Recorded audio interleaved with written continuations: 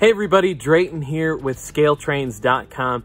I'm here today to talk to you about Dash-9s. That's right, folks. You're about to see a really exciting weathering video done by NS Modeler 24, also known as Josh Clark. Josh models the Norfolk Southern Asheville area. He calls it the Asheville District with his dad, Tom.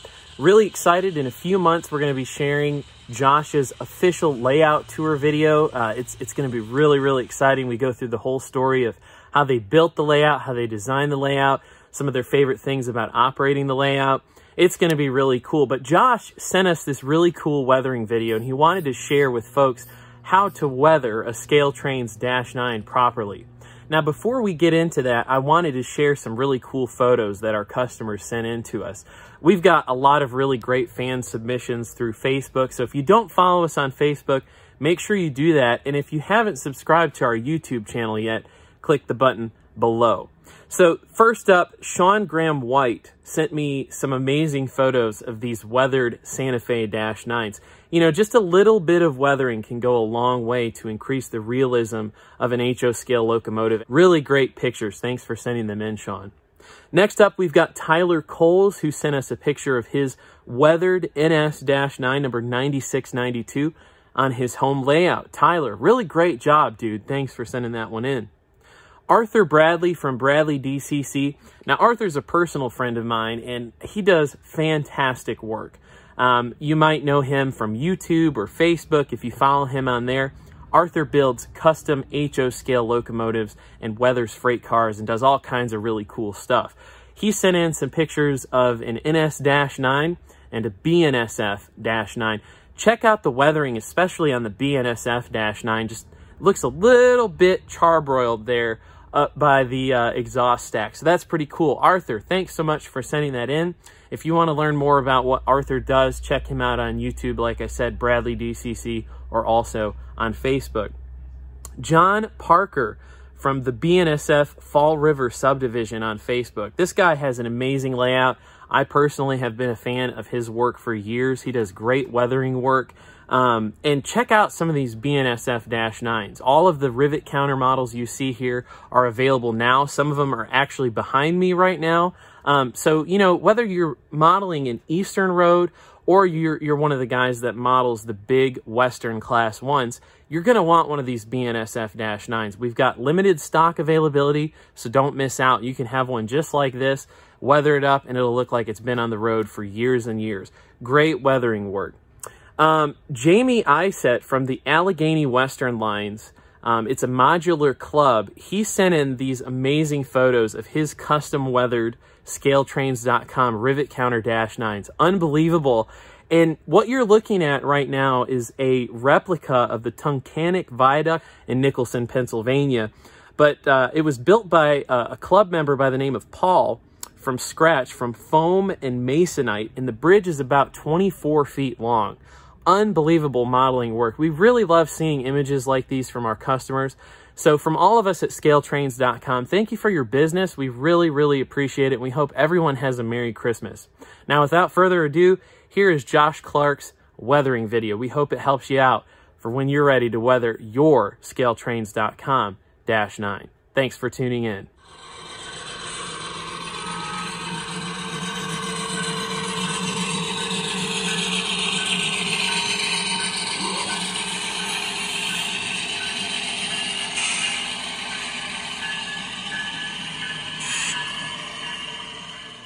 Hi, and welcome back to the ScaleTrains channel. My name is Josh, and today we're going to be taking a look at how to weather a ScaleTrains.com Dash-9. We have a Norfolk Southern C40-9W model in front of us, though these same techniques should work for most of the other road names that are available through ScaleTrains.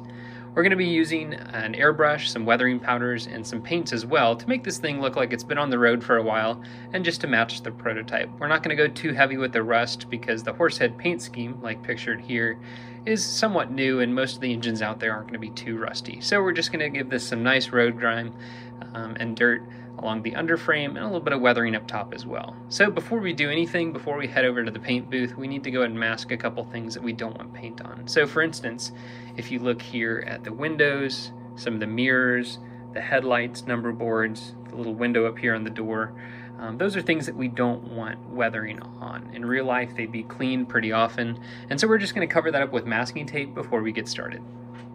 So the masking tape we're going to be using today is just standard blue masking tape that you would find from your local hardware store. You can pick this up at a decent price. You don't need to buy any special kind of masking tape for this.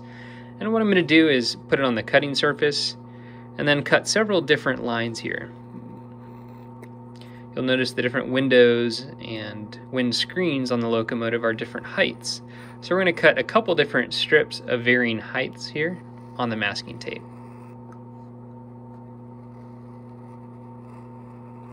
You could measure it out, though I found this is just a quicker way to go ahead and cut what you need.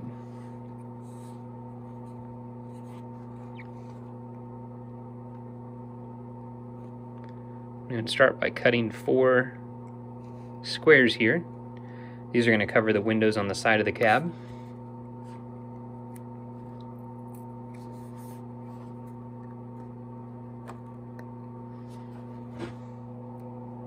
So here on the side of the cab, we're going to apply a couple pieces of masking tape to the side windows.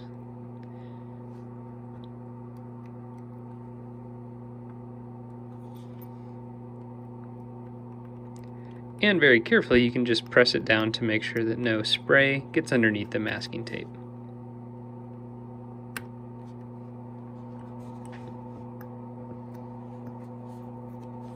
One thing you want to be really careful of whenever you're applying the tape like this is to make sure that you don't scratch any of the windows or surfaces underneath. As you can see, I'm using an X-Acto knife to apply it, which allows me to be very precise. But like I said, you do want to be careful of the surfaces underneath the masking tape. We're going to cut a little thinner piece for the front window here. And I can move it around as needed with the tip of the X-Acto knife.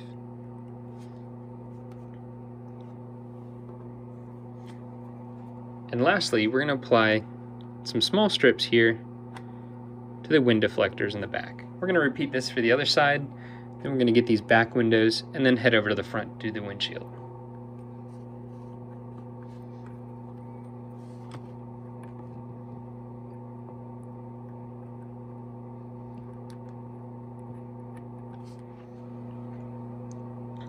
And then here on the front of the locomotive, we're going to apply a little bit of a longer strip to cover the windshield.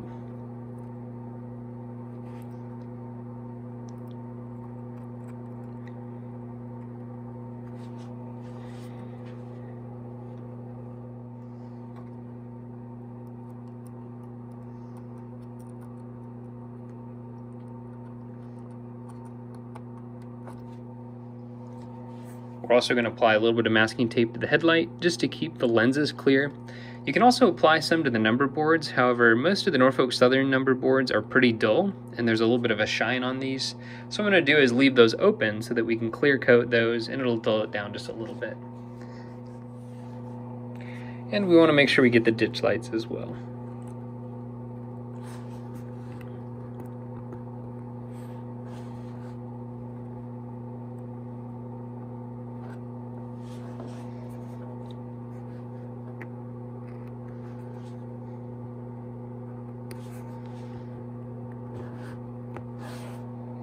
And then lastly here in the front, we're going to get the nose door window.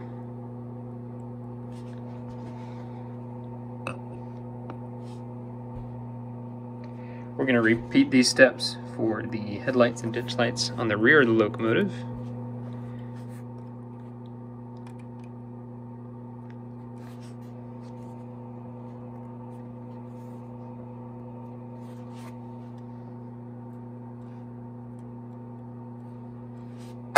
And that'll wrap up the masking tape installation. We're now going to go ahead and head over to the paint booth where we'll apply a clear coat, a dull coat, and then get started on the weathering. So we're over here at the paint booth and we're going to first apply a dull coat. This is made by Kryolan. I'll show you that in a minute. But the reason we're applying a dull coat is really to protect the paint and give the weathering, both the paint and the weathering powders, a nice surface to stick to and to adhere to, because a lot of times just from handling the locomotive and the shell, some oils or residue from your hands or fingers might get onto it, and that's going to potentially prevent some of the weathering techniques from sticking and applying well to the shell. So this clear coat just gives you a nice solid base for your weathering, and in my opinion too, it also gives it a nice just dull appearance. Sometimes the paint from the factory is shiny, kind of like the new engines, and this is going to dull it down. Even though it looks shiny in the video, it'll be dull once it dries. And what we're using for this is just a Krylon matte finish. The part's 1311, and you can pick it up at your local hobby shop. The next thing we're going to do is do a little bit of work with the airbrush. I really recommend airbrushes and really like using them. I think you can have a lot of very fine control. However, I understand that not everyone has an airbrush. So in this weathering video, we are going to be using an airbrush, but keep in mind that you can also do this weathering too with just powders and a brush as well if you want. But as I just mentioned, an airbrush is what we're going to use here. And with an airbrush, the key is really to do small layers and a lot of different applications. That's what's going to give you that really fine mist, and it's going to give you the best overall results. So what I'm using here is a pressurized air tank set at 25 psi, which is the outlet pressure. That's what we're using to spray. And then the paint is a mixture of brown, tan, and dark gray. That seems to be the best color for NS. And usually I just eyeball it. I don't have an exact number, but it's usually 2/3 brown, and then maybe a 6 gray and a 6, kind of darker gray or tan as well to kind of get the right color. And usually this is just kind of based off of prototype photos. So you can also look online and then match the paint to that. I then thin it down with about 60% paint to 40% thinner, somewhere around there, and I'll test it before using it on the shell. So I'll test it on an old piece of rolling stock or something like that.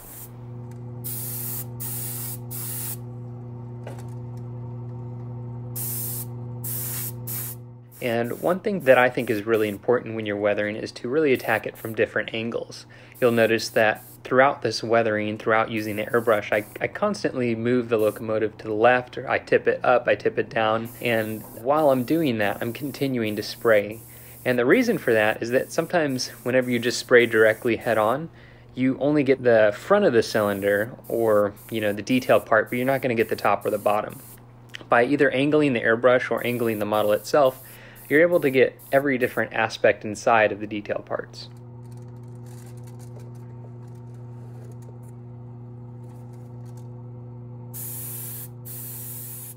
So here you can see I have the airbrush angled down as opposed to straight on. That's going to help get some of the top parts, and just like when it's on the layout down below you and you're looking down on the model, you don't see a black spot, because on the prototype pretty much everything down there is going to be pretty dirty. So we're going to flip it around here and do the other side. And whenever I'm doing this, usually I flip it back and forth several times just to make sure that both sides are even. Here you can see I've turned the trucks in and I'm getting the sides of the fuel tank, which is usually somewhat hard to get just because of where the trucks are. So by angling them inward, you're able to get the inside of the fuel tank there. We're now going to go ahead and level it out and start doing the trucks. As you can see, again, I'm applying it from the top. We'll come back a little bit later and attack it from the different angles in the sides. One thing you'll notice is that I'm also rotating the model. We have a Lazy Susan here, which we just built with a little rotating piece from Lowe's and a couple pieces of wood, so they're pretty easy to make. You can buy them online as well for probably about the same price.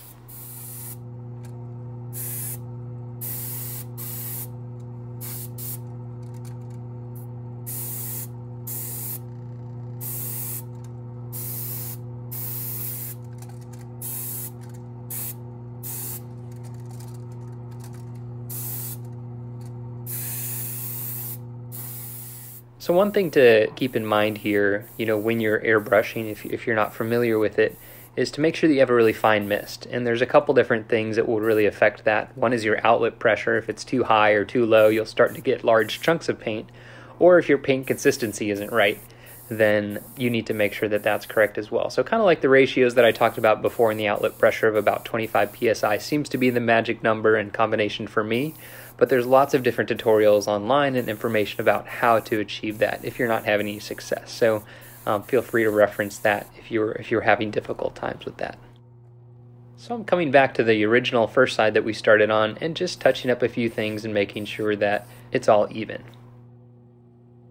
So we're here in this next clip, and I gave it about an hour or two to dry, and we're going to apply another dull coat. This is really important because if you don't do this, because the paint was thinned, it's easy to rub off if you don't apply a dull coat. So by applying a second dull coat, we're going to seal everything in, and just make sure that it won't have any problems.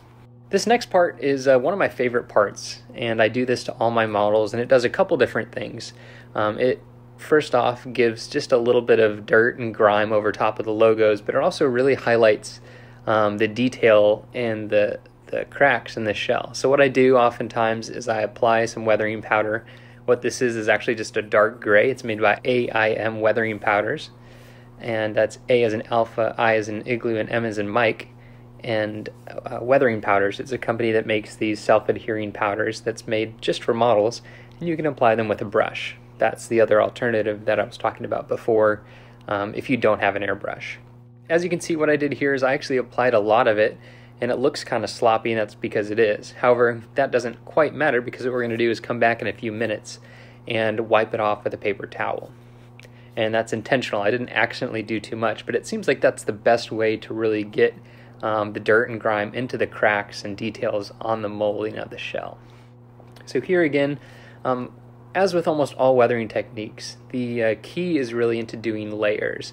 Usually when you just do one layer, it's not going to come out perfectly. However, here I'm going to put a really light brown layer on, which looks like rust. It doesn't quite look right.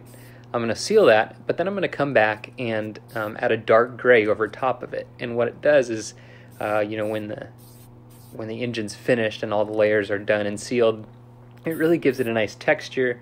But more than that, it really kind of defines the color and gives you a couple different color ratios and combinations, which just look really good on the finished model.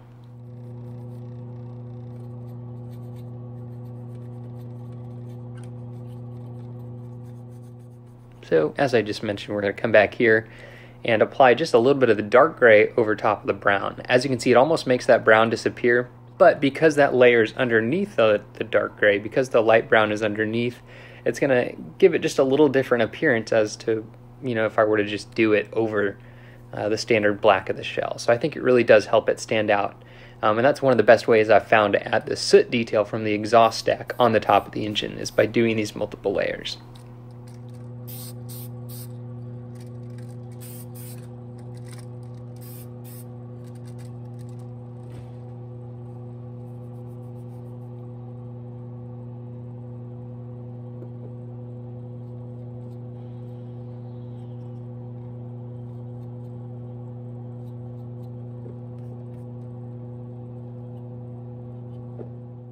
One thing to keep in mind is that whenever you are using weathering powders, oftentimes when you clear coat it, it's going to really take away a lot of the detail.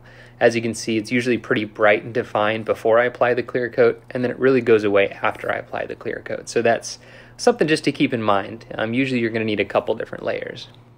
Lastly here, we want to add just a few more details around the fuel tank. Oftentimes where they fuel the locomotive, or where there's maybe some leaking air reservoirs and some water that's built in the pipes, you're going to see that drip down and kind of affect the weathering. You're going to see that on the fuel tank. So here the first thing we applied was just a little bit of fuel drippage underneath the fuel cap where they fill the locomotive. And here oftentimes you can have a little oil leaking, but also water. These are air tanks. They hold pressurized air for the braking systems on locomotives, and a lot of times those will build up water residue, which will drip out, and then sometimes kind of affect the watering under there. So I believe that's usually why you have those drips there underneath the intake and outtake valves of the air pressure tanks.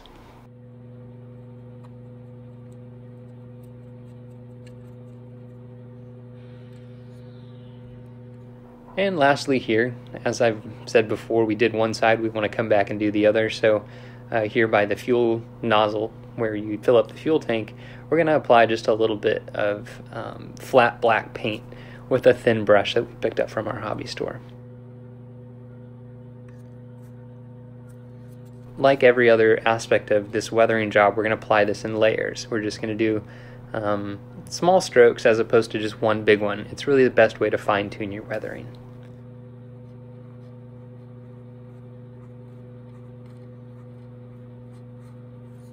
Lastly, even though I didn't show it, we applied one more clear coat that just seals everything in, including the paint that we applied over top of it. And then we can come back and remove the masking tape from the windows. This is always my favorite step because it really just is that final step that lets you see how good the weathering came out and how the final locomotive is going to look. So that wraps up this weathering video for the most part. We're going to remove the rest of the masking tape here and just being very careful not to damage the windows or any of the details with the tip of the blade. So with that, usually the last step we want to do is clean the locomotive wheels.